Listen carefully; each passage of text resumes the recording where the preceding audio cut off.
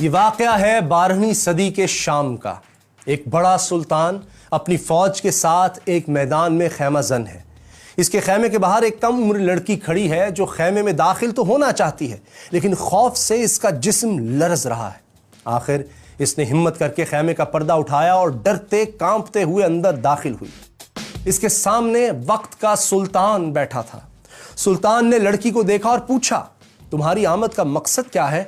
لڑکی نے ڈرتے ڈرتے کہا، میں آپ سے اعزاز مانگنے آئی ہوں۔ اعزاز اس شہر کا نام ہے جسے سلطان نے 38 دن کی لڑائی اور ہزاروں جانوں کی قربانی کے بعد فتح کیا تھا، حتیٰ کہ اس شہر کے لیے سلطان نے اپنی زندگی بھی خطرے میں ڈال دی تھی۔ پھر بھی وہ اس لڑکی کو انکار نہیں کر سکا۔ اس نے کہا، اگر تم اعزاز مانگتی ہو تو یہ علاقہ تمہارا ہوا،